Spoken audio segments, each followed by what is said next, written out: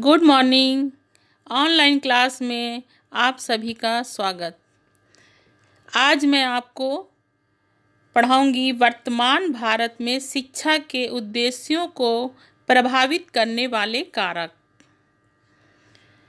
किसी भी देश की शिक्षा के उद्देश्यों का निर्धारण करते समय उसकी वर्तमान परिस्थितियों को ध्यान में रखा जाता है। शिक्षा एक प्रक्रिया है, अतः इसके भी कुछ निश्चित उद्देश्य होते हैं। ये उद्देश्य देश, काल एवं परिस्थिति के अनुसार परिवर्तित होते रहते हैं। ये उद्देश्य उस समाज के जीवन दर्शन, उसकी संस्कृति, सभ्यता, राजनैतिक एवं आर्थिक स्थिति के अनुरूप होते हैं। शिक्षा के उद्देश्यों को समाज एवं मानव कल्याण तथा परिवर्तनों के आधार पर निर्मित किया जाता है। वर्तमान भारत में शिक्षा के उद्देश्यों को प्रभावित करने वाले कारक कई तरह के होते हैं, जैसे दार्शनिक कारक। दार्शनिक रूप से संसार के निर्माण को कोई आध्यात्मिक शक्ति द्वारा तो कोई प्राकृतिक शक्ति द्वारा मानता है।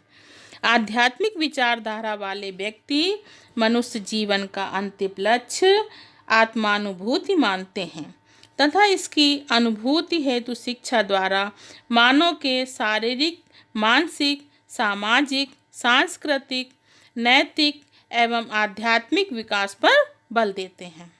वही भौतिकवादी विचार भौतिक जगत के पदार्थ एवं क्रियाओं का ज्ञान अधिकतम प्रयोग पर बल देते हैं। कौन?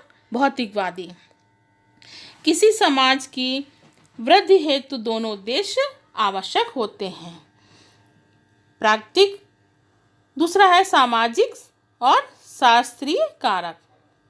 शिक्षा के स्वरूप को समाज विशेष की संरचना, संस्कृति तथा धार्मिक स्थिति प्रभावित करती है।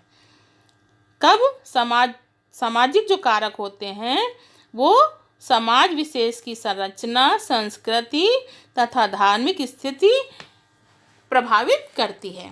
सामाजिक जीवन शैली में शिक्षा के उद्देश्यों के निर्माण का आधार होती है। जैसे किसी समाज में स्त्री पुरुषों में भेद होता है, वहीं स्त्रियों को केवल पढ़ने लिखने पर की शिक्षा दी जाती है।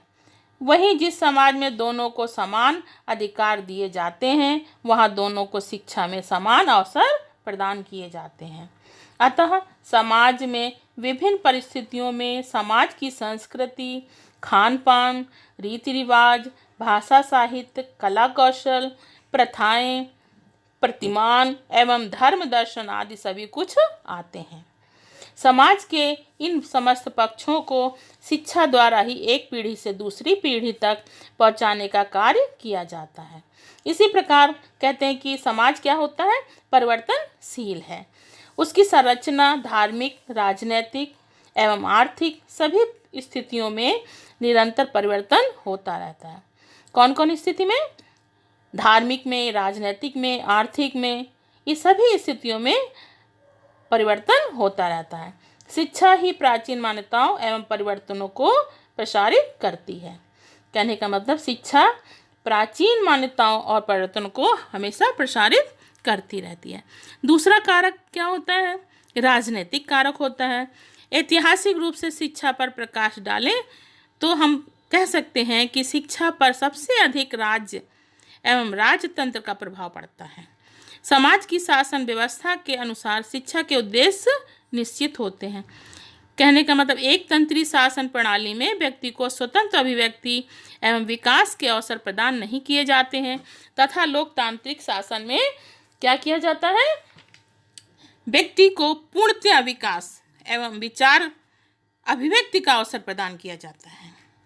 और राजनीतिक सुरक्षा में समाज की शिक्षा क्या होती है? प्रायः बहुउद्देशीय होती है।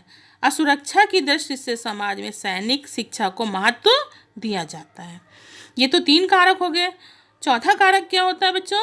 आर्थिक कारक। किसी भी देश का आर्थिक स्तर वहाँ की शिक्षा के उद्देश्यों को प्रभावित करता है। आर्थिक रूप से समृद्ध समाज की शिक्षा अत्यंत व्यापक होती है। पिछड़े हुए समाजों में शिक्षा व्यवस्था कठिनाइयों आती हैं।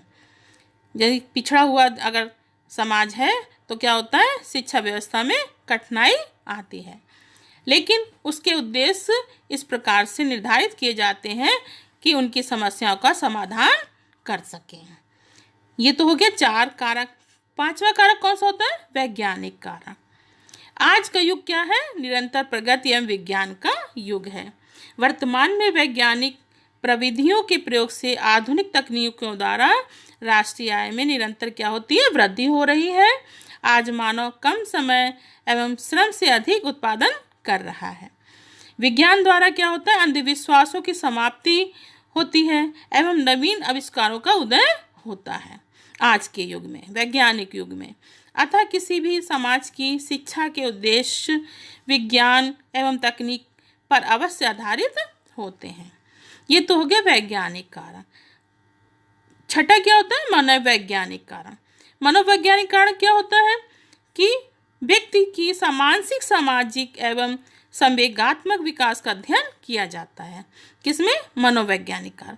इससे क्या होता है कि कोई भी 2 बच्चे समान नहीं होते, कहने का मतलब उनकी क्या होती है, क्षमता जो होती है, रुचि जो होती है, योग्यता जो होती है, अधिगम जो होता है, वो क्या होता है, अंतर पाया जाता है। अतः आज की जो शिक्षा का प्रमुख उद्देश्य बालक की आवश्यकता एवं उसकी मनोवैज्ञानिक क्षमताओं के अनुरूप ज्ञान प्रदान करना होता है। कहने का मतलब ये शिक्षा के क्या है, प्रभावित करने वाले कारक हैं। मैंने आज आपको कारकों के बारे में बताया। बस आज इतना ही।